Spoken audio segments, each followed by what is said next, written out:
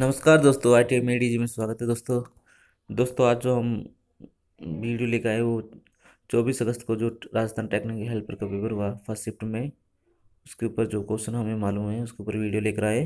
चलिए दोस्तों शुरू करते हैं। क्वेश्चन नंबर 1, इलेक्ट्रॉन का आवेश होता है। दोस्तों हम जानते हैं इलेक्ट्रॉन का आवेश 1.6 इंटू में 10⁻⁻19 गुलाम होता है। Question number 2, lead acid battery में इलेक्ट्रोलाइट के तौर पे किसको यूज करते हैं। दोस्तों लीड एसिड बैटरी में इलेक्ट्रोलाइट के तौर पे हम सल्फ्यूरिक एसिड अम्ल को यूज करते हैं, या उसका जो केमिकल फार्मूला है H2SO4। क्वेश्चन नंबर 3, ट्रांसफार्मर का कार्य सिद्धांत क्या है। दोस्तों हम जानते हैं कि ट्रांसफार्मर का कार्य सिद्धांत सह प्रेरण या म्यूचुअल इंडक्टेंस होता है। क्वेश्चन नंबर 4, फ्लक्स की इकाई क्या होती है। दोस्तों फ्लक्स की इकाई वेबर होती है। पांचवा, हीटिंग एलिमेंट किस पदार्थ का बनाया जाता है। हीटिंग एलिमेंट हम नाइक्रोम से बनाते हैं। क्वेश्चन नंबर 6, स्कॉट कनेक्शन में मुख्य और टीजर में क्या टर्न रेस होता है। तो दोस्तों जो स्कॉट वाइंडिंग और मुख्य वाइंडिंग होती है उसमें जो रेस होता है वो √3/2 का होता है, या 0.866 का होता है। स्कॉट कनेक्शन के ऊपर हर एक एग्जाम में सवाल पूछा जा रहा है, तो दोस्तों आप इस टॉपिक को जरूर देख लीजिए।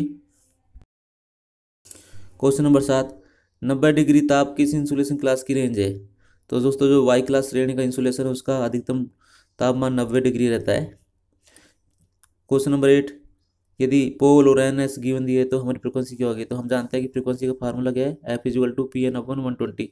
दोस्तों इस फार्मूले पे हर एक एग्जाम में 2 या 3 क्वेश्चन आ रहे हैं, तो आप ये फार्मूला जरूर याद रखिए। या तो हमारे से स्पीड पूछी जाएगी, जैसे एन क्या होगी, तो एन का क्या होगा 120F/P। तो आपस में कभी पी पूछी जाएगी, कभी एन पूछी जाएगी, कभी एफ पूछी जाएगी, तो ये फार्मूला आपको जरूर याद रखना है। क्वेश्चन नंबर 9, लैब कुंडलित आर्मेचर किस तरह की मशीन होती है। तो जो हमारी लैब वाइंडिंग वाली मशीन होती है वो अधिक करंट और कम वोल्टेज की मशीन होती है, जबकि जो हमारी वेव वाइंडिंग मशीन होती है वो अधिक वोल्टेज कम करंट की मशीन होती है। क्वेश्चन नंबर 10, अधिक वोल्टता के लिए सेलों को किस क्रम में संयोजित करते हैं।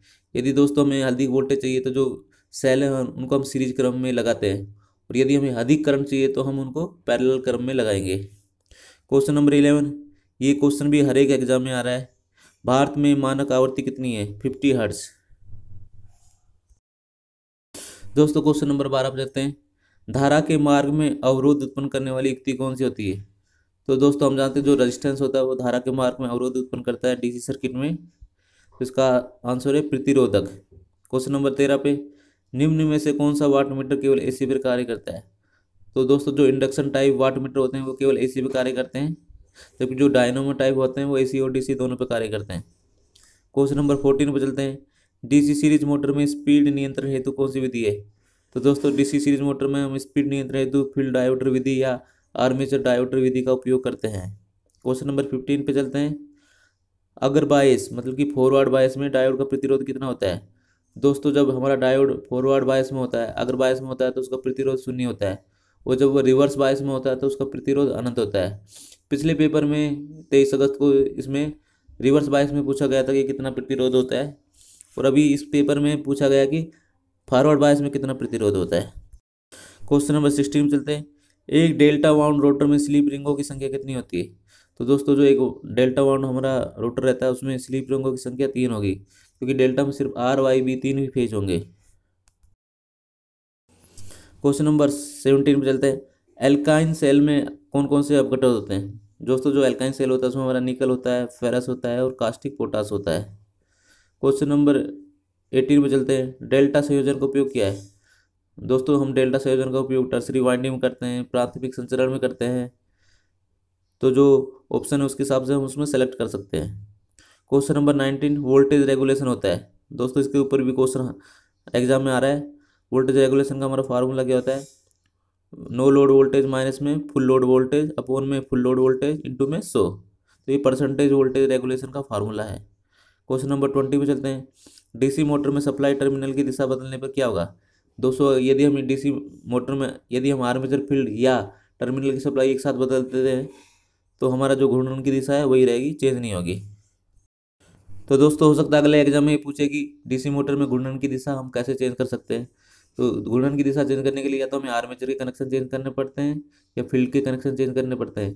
यदि एक साथ हमने सब आर्मेचर या फील्ड के कनेक्शन चेंज कर दिए तो हमारी घूर्णन की दिशा वही रहती है।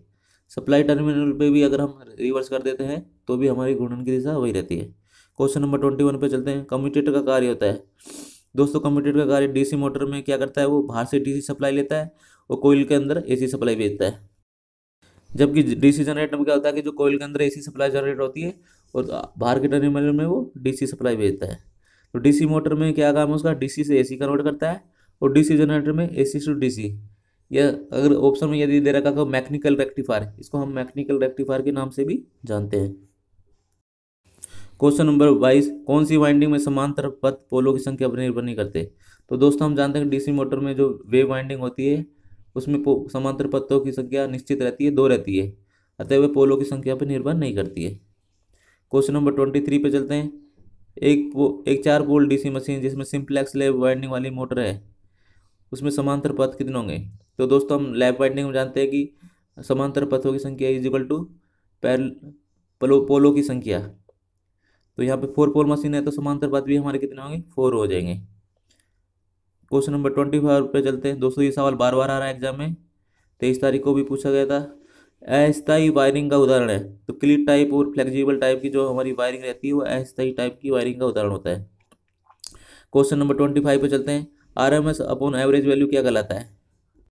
दोस्तों आरएमएस अपॉन एवरेज वैल्यू हमारा फॉर्म फैक्टर कहलाता है। इसे रूप गुणक भी बोलते हैं या आकृति गुणक भी बोलते हैं। साइनसॉइडल वेव फॉर्म के लिए इसका मान 1.11 होता है। तो ये आरएमएस फैक्टर, पीक फैक्टर, इन पे भी अपने सवाल आ रहे हैं।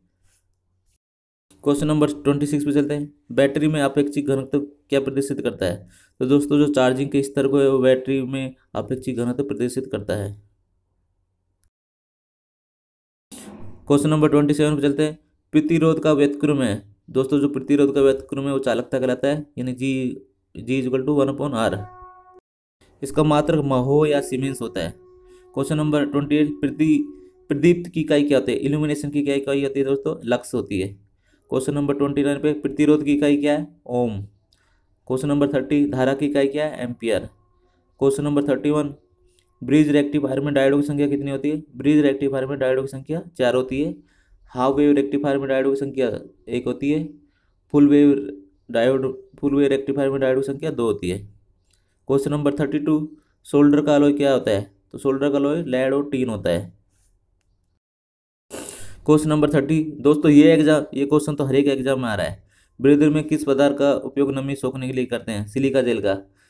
कई बार क्वेश्चन पिछले एग्जाम में क्वेश्चन पूछ जाएगा ब्रीदर का इस्तेमाल काम किस में करते हैं, ट्रांसफार्मर में करते हैं। क्वेश्चन नंबर 34, एक हीटर 4 एम्पीयर का करंट लेता है, यदि उसे 250 वोल्ट सिंगल फेज सप्लाई से कनेक्ट किया जाए तो 1 घंटे में कितनी विद्युत ऊर्जा खर्च होगी। तो दोस्तों हम पावर का फार्मूला लगाते हैं VI, तो ये 1000 आ जाएगा और 1 घंटे से हम मल्टीप्लाई करेंगे तो 1000 किलो वाट आवर 1000 वाट आवर आ जाएगा, जिसे किलो वाट आवर में बदलने पे हमारा क्या आएगा, 1 kilo watt hour. 1 kilo watt hour हम जानते हैं 1 यूनिट के बराबर होता है। तो इस तरह से हम विद्युत ऊर्जा की कैलकुलेशन कर सकते हैं। क्वेश्चन नंबर 33, यदि 4 पोल की मोटर 1500 RPM पे घूम रही तो इसकी आवृत्ति कितनी होगी। तो फ्रिक्वेंसी का हमारा फार्मूला अभी पिछले सवाल में भी देखा था कि उसमें से केवल फार्मूला पूछा था, इसमें एक न्यूमेरिकल दिया है। तो F is equal to PN/120। P यहाँ पोलों की संख्या है, N मोटर की गति है, तो इसको सोल्व करने पर हमारा फ्रिक्वेंसी आया 50 हर्ट्ज। तो दोस्तों ये फार्मूले पे हमेशा ये सवाल पूछे जा रहे हैं। इंडक्शन मोटर की स्लिप पर भी सवाल पूछे जा रहे हैं, तो ये फार्मूले आप जरूर देखिए, इनसे संबंधित सवाल बार बार पूछे जा रहे हैं। क्वेश्चन नंबर 33, राजस्थान का राज्य वृक्ष क्या है। तो राजस्थान का राज्य वृक्ष खेजड़ी होता है। पिछले पेपर में पूछा गया था राजस्थान का राज्य पुष्प क्या है, रोहिड़ा। तो राजस्थान से संबंधित ये सवाल भी पूछे जा रहे हैं हमारे। क्वेश्चन नंबर 34, दोस्तों ये क्वेश्चन भी 23 तारीख को भी आया था और 24 तारीख को भी रिपीट हुआ है। फीफा वर्ल्ड कप 2018 किसने जीता। तो फीफा वर्ल्ड कप 2018 फ्रांस ने जीता। एक क्वेश्चन ये भी इस पे बनता है कि फीफा वर्ल्ड कप 2018 कहाँ पे हुआ। तो फीफा वर्ल्ड कप 2018 रूस में हुआ था। क्वेश्चन नंबर 35, पिंक सिटी किस शहर का उपनाम है। तो दोस्तों हम जानते हैं कि पिंक सिटी जयपुर शहर का उपनाम है। दोस्तों इस पे ये भी क्वेश्चन पूछे जा सकते हैं कि ब्लू सिटी किसका नाम है। ब्लू सिटी जोधपुर का उपनाम है। ग्रीन सिटी बांसवाड़ा का उपनाम है। और राजस्थान में स्मार्ट सिटी के तौर पर जिस शहर को चुना गया वो है जयपुर। दोस्तों यदि आपको मेरा ये वीडियो पसंद आया तो प्लीज़ मेरे चैनल को सब्सक्राइब कीजिए, वीडियो को लाइक कीजिए तथा अपने कमेंट बॉक्स में अवश्य लिखिए। दोस्तों वीडियो देखने के लिए आप सभी का धन्यवाद।